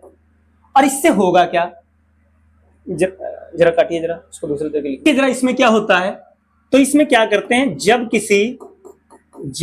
किसी आवेशित चालक को, है ना, पहला क्या होना चाहिए, आवेशित होना चाहिए, आवेशित चालक को, यानी ये हमारा आवेशित चालक है, को किसी उदासीन चालक, उदासीन का मतलब है जिस पर कोई भी चार्ज नहीं है, ठीक है, उदासीन चालक के संपर्क में लाया जाता है ना, संपर्क में लाया जाता है, ठीक है। एक आवेशित चालक है, मतलब ये पैसे वाला है, समझ लीजिए, इसमें एनर्जी है, और ये उदासीन है, मतलब इस पर कुछ नहीं है चार्ज, बिल्कुल मरा हुआ समझ लीजिए। संपर्क में लाया जाता है। तो जैसे ही संपर्क में लाएंगे तो क्या होगा, आवेशित चालक का आवेश किस पर जाने लगेगा, उदासीन वाले पर लाया जाता है। तो उदासीन चालक पर समान प्रकृति का, है ना, समान प्रकृति का मतलब ये अगर निगेटिव है तो वो भी निगेटिव, ये अगर पॉजिटिव है तो वो भी पॉजिटिव, समान प्रकृति का आवेश उत्पन्न हो जाता है, उत्पन्न हो जाता है। ठीक है, और आवेशन की यह विधि क्या कहलाती है? आवेशन की यह विधि क्या कहलाएगी? आवेशन की यह विधि क्या कहलाती है? संपर्क द्वारा आवेशन कहलाती है। आवेशन कहलाती है, यानी चार्जिंग बाई कांटेक्ट। ठीक है, इसमें क्या कहानी होती है मैं आपको बताता हूं। देखिए, ये पहली वस्तु है। ठीक है, ये चार्ज है। ये क्या है? ये चार्ज है। ओके, और इधर अगर हम बात करें, ये बी है। ये क्या है? ये डिस्चार्ज है, यानी क्या है? पूरी तरीके न्यूट्रल है। क्या है? न्यूट्रल है, मान लीजिए, उदासीन है। लेकिन जैसे ही आप इनको क्या करेंगे? कनेक्ट करेंगे। क्या करेंगे? कनेक्ट करेंगे। या मान लीजिए अभी नहीं कनेक्ट किया है, ये अलग अलग थी, अभी पूरी तरीके से अलग अलग। अब आप इन दोनों को जैसे ही क्या करोगे? कनेक्ट करोगे किसी वायर से, तो ए पर तो प्लस का था ही पहले से ही। अगर ए पर प्लस का था तो बी वाले पर भी कैसा आ जाएगा? प्लस का। और अगर ये माइनस का था तो ये कैसा आ जाएगा? माइनस का। ये चार्जिंग बाई कंडक्शन मेथड है, और ज्यादातर हम डेली लाइफ में कंडक्शन मेथड ही यूज करते हैं। चाहे इन्वर्टर की बैटरी हम लोग चार्ज करते हैं, वो भी कंडक्शन मेथड से चार्ज करते हैं। बिना वायर के वो लोग चार्ज नहीं होते हैं। ठीक है, तो ये कंडक्शन मेथड था, सॉरी कांटेक्ट मेथड है। इसमें संपर्क मतलब कांटेक्ट में लाया जाता है, टच कराया जाता है, तभी ये काम होगा। दूसरा देखिए क्या है? दूसरा आपका है charging by friction. Charging by friction. Charging by friction यानी घर्षण द्वारा आवेशन। घर्षण द्वारा आवेशन, ये आप तुरंत करके देख सकते हो। कैसे? देखिए जरा गौर से। इसमें क्या होता है? ये पहली ऑब्जेक्ट है ए, ओके, ये दूसरी ऑब्जेक्ट है बी। ठीक है, पहले मान लीजिए ये अलग अलग थे, ये दूर दूर थे, अलग अलग पूरी तरीके से। ठीक है, मान लेते हैं एक ये है और एक ये बी है। ओके, अभी समझिएगा, इस पर भी चार्ज नहीं, इस पर भी नहीं चार्ज है। फिर आप क्या करिए? दोनों को रब करिए, मतलब रगड़िए। ये ए और ये क्या? बी है ना। दोनों को आपको क्या करना है? रगड़ना है। अब रगड़ने में कहानी समझिए क्या है। यहां पर एक टॉपिक आपको समझना चाहिए। कार्यफलन की हम थोड़ा बात कर लें। आप सेकंड पार्ट में फिजिक्स के पढ़ेंगे, लेकिन आप थोड़ा समझिए कार्यफलन क्या होता है, फिर हम इसकी बात करेंगे। देखिए, कोई धातु पृष्ठ है, तो सभी को पता है धातुओं में मुक्त इलेक्ट्रॉन होते हैं, फ्री इलेक्ट्रॉन धातुओं में होते हैं। तो किसी भी धातु से उसका इलेक्ट्रॉन निकालने के लिए, इलेक्ट्रॉन क्या करने के लिए? इलेक्ट्रॉन निकालने के लिए। इलेक्ट्रॉन निकलेगा कैसे? जब आप बाहर से एनर्जी दोगे, है ना। किसी भी धातु पृष्ठ को जब आप एनर्जी देंगे तो इलेक्ट्रॉन क्या करेगा? वहां से निकल लेगा। तो किसी भी धातु पृष्ठ को दी गई वह न्यूनतम ऊर्जा जो उसके पृष्ठ से इलेक्ट्रॉनों का उत्सर्जन करा दे, यानी जो ऊर्जा धातु पृष्ठ से इलेक्ट्रॉन निकाल देती है, उसी ऊर्जा को हम लोग क्या कहते हैं? कार्यफलन कहते हैं, है ना। जिस ऊर्जा का उपयोग करके धातु से इलेक्ट्रॉनों को निकाला जाता है, उन्हीं को हम क्या कहते हैं? कार्यफलन कहते हैं। कार्यफलन सबके अलग अलग होते हैं। जैसे एग्जाम्पल के तौर पर मैं बात करूं, जैसे लोहा है, जैसे कॉपर है ना। आप एल्युमिनियम भी ले सकते हैं, अलग अलग तरीके की मेटल हैं। तो इसमें सहसंयोजक बंध कुछ और होंगे, इसमें कुछ और होंगे, और इसमें कुछ और, यानी सभी में जो इलेक्ट्रॉन का बॉन्डिंग है, जो सहसंयोजक बंध होते हैं, वो अलग अलग पावर के, अलग अलग एनर्जी के होते हैं।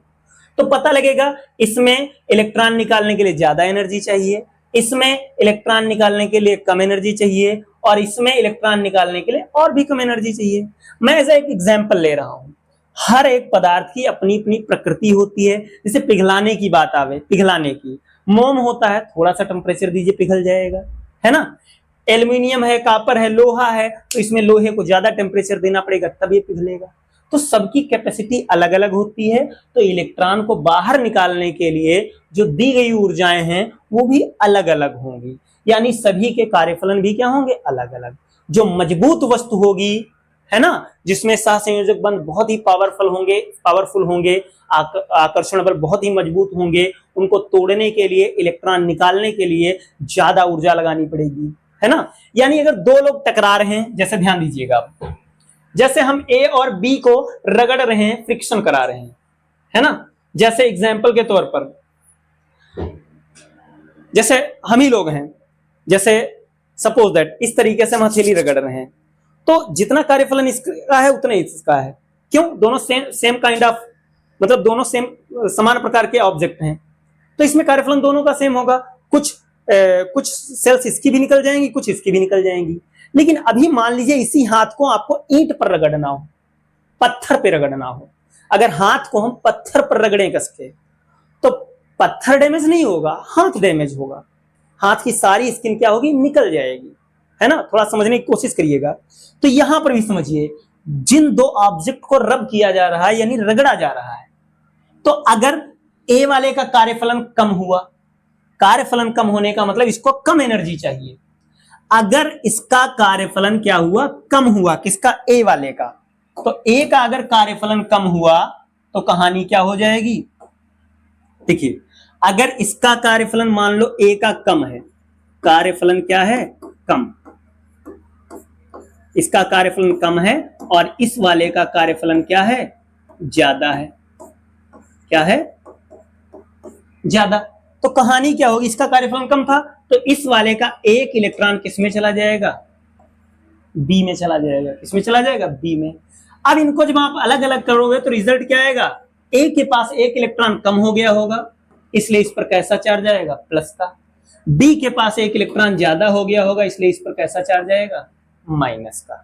सेम कंडीशन कब होगी, जब यहां पर क्या कह दिया जाए, अब मान लिया ए का कार्यफलन हम कम ले लें, है ना, ए इसका मान लिया ज्यादा ले लिया, और इसका क्या ले लिया, बी वाले का कम ले लिया। अब कहानी क्या होगी, ए हो गया, बी हो गया। अब बी वाले से एक इलेक्ट्रॉन निकलकर किसमें आ जाएगा, ए में। तो अब ए माइनस का हो जाएगा और बी कैसा हो जाएगा, प्लस का। देखिए हम कैसे कहेंगे, कहानी क्या होगी, जब दो वस्तुओं को परस्पर क्या किया जाएगा, रगड़ा जाएगा। जब दो वस्तुओं को परस्पर क्या करेंगे, आप रगड़ेंगे, है ना। तो रगड़ने के फलस्वरूप क्या होगा, एक वस्तु पर धनावेश और दूसरी वस्तु पर कैसा आ जाएगा, ऋणावेश आ जाएगा, लेकिन मात्रा समान होगी। मतलब इस पर अगर एक प्लस है पहले वाले पर, आप देखिए जरा, अगर इस पर मान लीजिए प्लस आया है तो इस पर क्या है, माइनस, लेकिन एक प्लस एक माइनस, है ना। नीचे भी यहां पर आप देख सकते हैं, अगर मैं बात करूं यहां ए की, तो इस पर माइनस आएगा और इस पर कैसा आ जाएगा, प्लस आ जाएगा, लेकिन बराबर रहेगा। यानी घर्षण में आप ये कह सकते हो कि दोनों वस्तुओं पर मात्रा में समान परंतु प्रकृति में विपरीत आवेश क्या होगा, उत्पन्न होगा। ठीक है, तो हम क्या कहते हैं, शायद आप समझ गए होंगे कि फ्रिक्शन में किस तरीके से वस्तुओं को क्या किया जाता है, चार्ज किया जाता है। हालांकि ये ज्यादा यूज हम लोग नहीं करते हैं। ठीक है, ये इधर आपका पड़ा हुआ है छोटा सा। ठीक है, हम बात करेंगे अब डिफिनीशन की कि इसमें क्या होगा। तो देखिए कैसे कहेंगे, जब दो वस्तुओं को क्या किया जाता है, दो वस्तुओं को परस्पर रगड़ा जाता है, क्या किया जाता है, रगड़ा जाता है। ओके, तो दोनों वस्तुओं पर, किस पर, दोनों वस्तुओं पर, दोनों वस्तुओं पर परिमाण में समान, परिमाण में समान परंतु प्रकृति में विपरीत, प्रकृति में विपरीत, विपरीत आवेश क्या हो जाता है, आवेश उत्पन्न हो जाता है, हो जाता है। ठीक है, तो ये चार्जिंग बाय फ्रिक्शन है। फ्रिक्शन में इस तरीके से क्या होती है, चार्जिंग हो जाती है। लेकिन ये बहुत ज्यादा यूजफुल नहीं है, हम लोग बहुत यूज इसको नहीं करते हैं। आई होप आपको अच्छे से ये चीज क्लियर हो गई होगी। यहां पर रगड़ा था तो इसका कार्यफलन कम था, तो इसका कार्यफलन कम था, तो यहां से एक इलेक्ट्रॉन निकला था, तो इस पर कैसा चार्ज था, प्लस का, और इस पर कैसा था, माइनस का। इसमें इसका कार्यफलन ज्यादा है और बी वाले का कम है, तो इस वाले का माइनस हो गया है और इस वाले का क्या हो गया है, प्लस हो गया है। लास्ट आता है अब आपका इंडक्शन मेथड, है ना, charging by induction, charging by induction यानी प्रेरण, प्रेरण द्वारा आवेशन। मैं आपको इसमें थोड़ा समझाने का प्रयास करता हूं। देखिए, मैं यहां पर दो ऑब्जेक्ट लेता हूं, देखिएगा जरा, ये पहली ऑब्जेक्ट है, ये दूसरी ऑब्जेक्ट है। इसका नाम है ए और इसका नाम क्या है, बी। ओके, मैंने यहां पर दो वस्तुएं ले ली हैं, एक ए ले लिया है और एक क्या ले लिया है, बी ले लिया है। ये पहली ऑब्जेक्ट है ए और ये क्या है, बी। दोनों ही उदासीन है, कोई भी चार्ज नहीं है, बिल्कुल इन पर तनिको चार्ज नहीं है। चार्ज नहीं है इसका मतलब क्या होता है, चार्ज नहीं है इसका मतलब होता है कि इसमें जितने प्रोटॉन है उतने ही क्या है, इलेक्ट्रॉन है ना। अगर कोई उदासीन है तो इसका मतलब यह है कि प्रोटॉन और इलेक्ट्रॉनों की संख्या उसमें क्या है, बराबर है, इसीलिए आवेश क्या है, 0 है। सेम कंडीशन यहां पर भी है, प्लस माइनस सब क्या है, बराबर है, इसलिए आवेश क्या है, 0 है ना। ये स्टार्टिंग की बात है। हमने दो आवेश लिए हैं ए और बी, है ना, ए और बी दो गोले ले लिए हैं जो बिल्कुल पूरी तरीके से क्या है, निरावेशित हैं, उदासीन है, इन पर कोई भी चार्ज नहीं है। ये पहला स्टेप है, ये स्टार्टिंग में दिए थे। अब हमें इन्हें चार्ज करना है किसी तरीके से, लेकिन टच नहीं कराना है, तार नहीं जोड़ने, ऐसे ही रहेंगे, अलग अलग ही हैं। हमें क्या करना है, ये तो डिस्चार्ज हैं, इनको अगर आपस में जोड़ दोगे कोई प्रॉब्लम नहीं होगी। जैसे ये भी डिस्चार्ज है, ये भी डिस्चार्ज है, अगर इनको जोड़ भी दोगे तब भी ये चार्ज नहीं होंगे। बिल्कुल वैसे ही जैसे दो बैटरियां होती हैं, दो फोन होते हैं, अगर वो डिस्चार्ज हो गए तो आपस में जोड़ दोगे तब भी चार्ज नहीं होंगे। ये बिल्कुल डिस्चार्ज हैं, बिल्कुल न्यूट्रल हैं, बिल्कुल उदासीन है। करना अब आपको क्या है, थोड़ा सा बस समझिएगा। करना आपको ये है, इन दोनों को एक पास ले आओ, जैसे इस तरीके से हम इन दोनों को एक पास ला रहे हैं। देखिए कैसे, जैसे ये पहला गोला है ना, और ये हमने ले लिया दूसरा गोला। हाँ, ये हो गया हमारा दूसरा गोला, ठीक है। और ये इस समय कांटेक्ट में है। कांटेक्ट में होने के बाद में आपको क्या करना है, एक आपको रॉड ले लेनी है स्टेप सेकंड में। जैसे ये हमने रॉड ले ली, टच नहीं कराना है, हमने पहले ही कहा प्रेरण का मतलब होता है दूर से ही बताना कि मारिए उसको। तो ये धनावेशित हमने ले ली, कैसी ले ली, ये धनावेशित है, हमने टच बिल्कुल नहीं कराया है, दूर से ही है, ठीक है। राजनीति समझ लीजिए चल रही है। अब ये प्लस वाला क्या करेगा, प्लस वाला ये देखिए कांटेक्ट में है, प्लस वाला जितने भी माइनस है सबको अपनी तरफ खींच लेगा। प्लस वाला अपनी तरफ सारे माइनसों को क्या करेगा, खींच लेगा। क्यों खींच लेगा, प्लस और माइनस के बीच क्या होता है, आकर्षण। प्लस वाला जो है माइनस को अपनी तरफ खींचेगा और प्लस को क्या करेगा, भगाएगा। प्लस वाले सब देखिए ये कांटेक्ट में है ना, तो इसमें के जो प्लस है वो भी बी वाले में पहुंच जाएंगे। थोड़ा समझने की कोशिश करिएगा। देखिए क्योंकि ये कांटेक्ट में है इसलिए इसमें के जितने भी माइनस हैं, ये जो प्लस हैं वो यहां से होकर के कहां पहुंच गए, राइट साइड में, ठीक है। माइनस वालों को खींच लिया किसने, रॉड ने, अपनी तरफ। टच नहीं कराए, दूर से ही, तो दूर से आकर्षण तो होता है, टच नहीं कराए हैं, लेकिन जैसे मैग्नेट होता है खींच लेता है, तो ये माइनस को अपनी तरफ खींच लेगा और प्लस को क्या करेगा, दूर भगा देगा। तो आप देख सकते हैं माइनस वाले और प्लस वाले क्या हो गए, अलग अलग हो गए। क्या हो गए, अलग अलग। अब अच्छा एक काम करते हैं, ध्यान रखेंगे थोड़ा। अब क्या करना है आपको, अभी इसको यही रखना है, कुछ करिएगा मत, इसको यही रखना है, इसको यही रखना है, कुछ भी गड़बड़ी नहीं करनी है आपको। ये रॉड यहीं पर है, प्लस प्लस सब है इसमें, इनको अलग अलग कर दो। इनको क्या कर दीजिए, अलग अलग कर दीजिए। जब अलग अलग आप इनको कर दोगे, ये बी है और ये क्या है, ए है। तो अलग अलग कर दोगे तब भी ये माइनस इधर लगे हुए हैं इसमें, और इसमें क्या लगे हुए हैं, प्लस लगे हैं, है ना। माइनस इसमें क्यों नहीं आया, क्योंकि माइनस वालों को ये प्लस वाला जाने ही नहीं देगा, प्लस वाला अभी भी तो वही है, ये रॉड वहीं पर जमी पड़ी है, तो माइनस वालों को ये छोड़ेगी ही नहीं, तो माइनस वालों को छोड़ेगी ही नहीं, प्लस वालों को अलग कर लीजिए, ठीक है, माइनस वालों को ये नहीं छोड़ेगा, क्लियर है। तो आप देख सकते हो दोनों गोले अलग अलग हो गए, माइनस वाला अलग और प्लस वाला अलग। अब इसको भी हटा दो, इसको भी हटा दीजिए। अब आप जब उसको भी हटा दोगे तो आप देखोगे ये बिल्कुल, ये जो प्लेट है जो चार्ज है इसको हटा दो, हटा दोगे तो अब ये पहले वाले गोले ए में जो माइनस था वो पूरे में फैल जाएगा ऐसे, और जो बी था उसमें पूरे में क्या फैल जाएगा, धनावेश फैल जाएगा।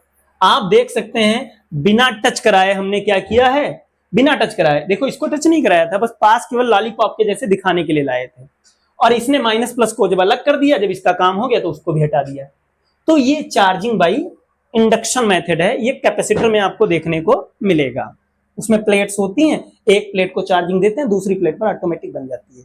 खास बात इसमें समझिए जरा क्या है, इंडक्शन में आप देख रहे हो कि चालक के पास वाले सिरे पर कैसा बनता है, ऋणावेश बनता है, सॉरी ऋणावेश नहीं कह सकते, विपरीत प्रकृति का कह सकते हो, मतलब ये प्लस है तो ये माइनस। इंडक्शन में क्या होता है, प्रेरण में क्या होता है, पास वाले सिरे पर विपरीत प्रकार का और दूर वाले सिरे पर कैसा बनता है, समान प्रकार का, यानी ये प्लस तो ये भी प्लस। आई होप आप अच्छे तरीके से समझ गए होंगे कि इंडक्शन से चार्जिंग कैसे होती है, ठीक है। अब आइए थोड़ा इसको लिख लेते हैं, तो क्या कहेंगे, देखिए इंडक्शन में लिखने में अगर कहें तो क्या कहेंगे, प्रेरण आवेशन की, या ऐसे कह सकते हैं, हाँ, प्रेरण आवेशन की वह प्रक्रिया है, वह प्रक्रिया है, वह प्रक्रिया है जिसमें किसी आवेशित चालक को, जिसमें किसी आवेशित चालक को उदासीन चालकों के समीप ले जाने पर पास वाले सिरे